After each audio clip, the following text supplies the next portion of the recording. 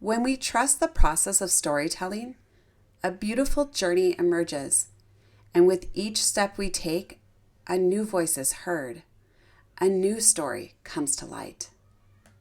Growing up listening to these stories and recognizing the voices in my life, I have seen how they've molded me and how hearing their voices have inspired me. These voices are the beat of my heart. They carry me through the highest of highs and the lowest of lows. They are the reflection of the steps I take. My question to you is, what voices are you listening to? And what stories have inspired you? Within the last few months, I've actually learned a really interesting, an important value, and that is you can't buy heart. No matter how much you try to get excited about something, if your heart is not behind it, it's not going to work. And in fact, today, for the topic that we're going to be talking about in our family history selection of sorts, it's talking about our hearts and the fulfillment of a promise that was given in the scriptures. In Malachi chapter 4, verses 5 through 6 says, "Behold, I will send you Elijah the prophet before the coming of the great and dreadful day of the Lord. And he shall turn the heart of the fathers to the children, and the heart of the children to the fathers, lest I come and smite the earth with a curse." Welcome, friends, to Higher, Holier History. I am Jessica Taylor Robertson, and I will be helping you find your story through the pages of history. And it starts all with your heart. I get asked a lot the question, how do I even start this? How do I even do family history? Where do I go? All the questions. And I think the beautiful example that I can give you to paint the picture as clear as possible is sharing with you how it began with me. It was when I was still in Wisconsin, and my husband and I, we were recently called into the youth program at our church, and it was the first activity, and they had to do, they were helping the youth set up family search accounts. And the young man that I was teamed up with, I love his family. It was the perfect person to be a part of this whole experience for a number of reasons. But I love the fact that he wasn't prepared. And I love him even more that he was willing to present my family tree to him. It was quite the learning experience.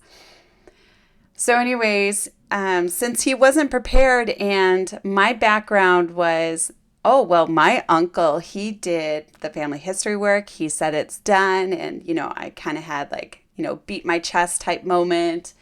Let's go look at my tree. It's nice and full.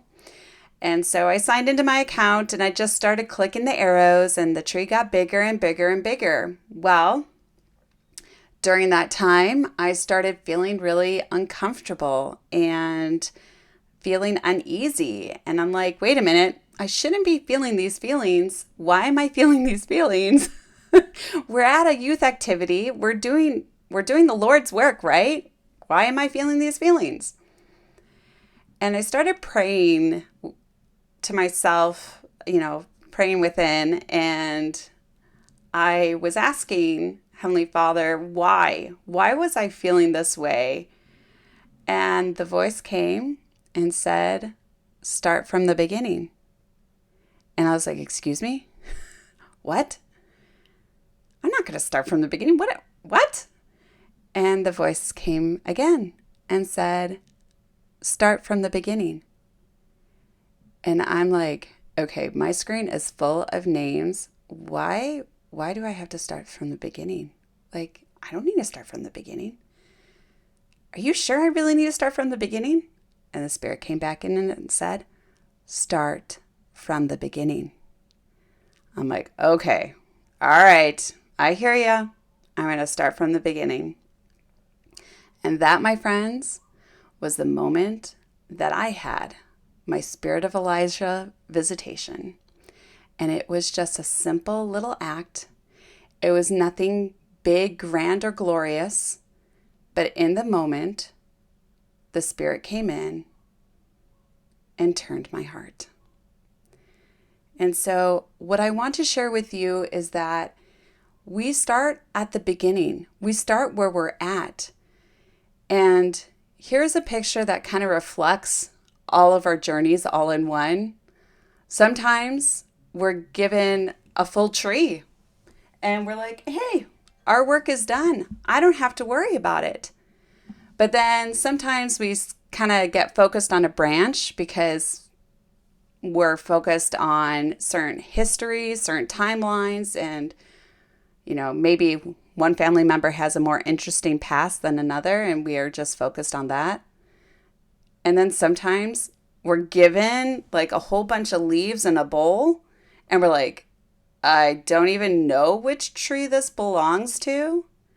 And then we look at the huge, vast expanse of trees everywhere, and we're like, which tree do I belong to?